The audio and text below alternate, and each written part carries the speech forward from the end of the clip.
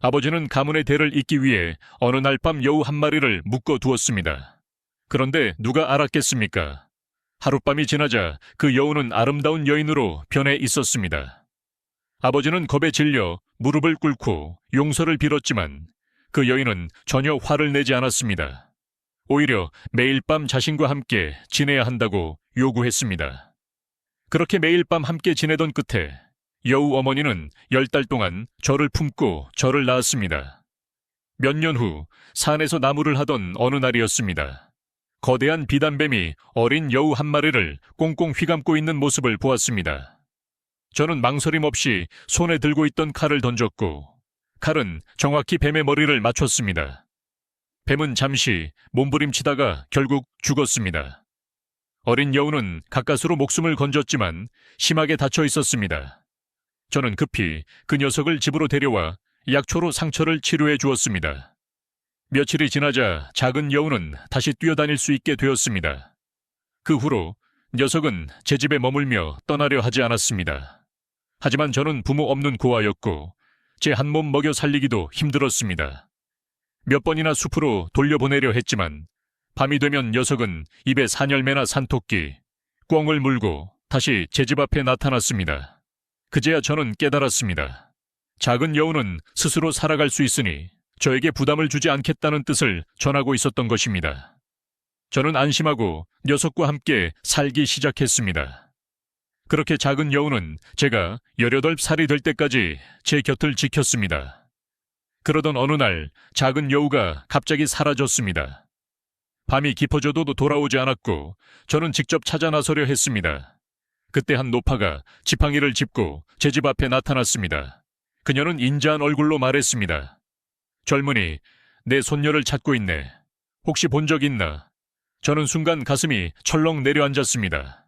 최근 들어 외부인이 마을에 온 적은 없었기 때문입니다. 손녀분이 누구신데요? 노파는 가볍게 기침을 하며 저를 바라보았습니다. 몇 년 전 집을 떠나면서 손녀에게 집을 지키라고 했는데 돌아와 보니 사라졌더군. 누군가 자네 집에 있다고 하더구먼. 그 말을 듣고 저는 어리둥절했습니다.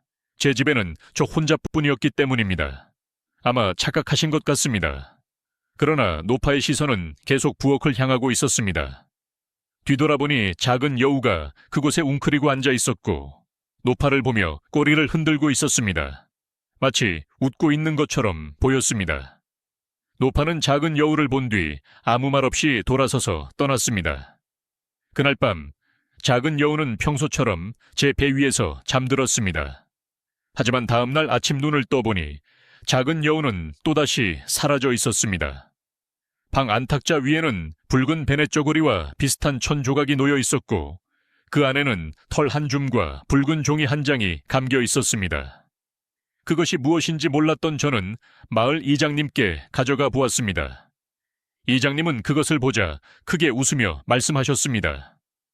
허허, 어떤 처녀가 자네에게 마음을 전한 모양이구나. 이걸 가지고 가면 청혼할 수 있단다. 어서 말해보게. 어느 처녀가 준 것이냐? 저는 완전히 얼어붙었습니다. 혹시 작은 여우가 저를 위해 가져온 것일까요? 그러나 그날 이후 작은 여우는 다시는 제 앞에 나타나지 않았습니다. 녀석이 떠난 뒤 제 마음은 텅 빈 것 같았습니다. 먹고 자는 시간 외에는 매일 산속을 헤매며 녀석을 찾았습니다. 하지만 아무리 찾아도 흔적조차 발견할 수 없었습니다. 보름이 넘도록 수색했지만 결국 찾지 못했고 다시는 만날 수 없을 것이라고 체념하기 시작했습니다. 그런데 보름 후 어느 밤 한 노파가 제 집 앞에서 울고 있었습니다.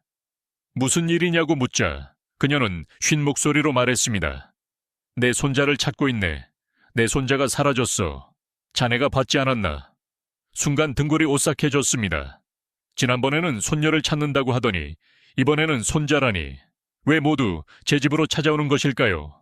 저는 급히 대답했습니다. 저는 본 적 없습니다. 그러자 노파의 표정이 이상하게 변했습니다. 못 봤다고? 그럼 6년 전에 내 손자를 보지 않았느냐?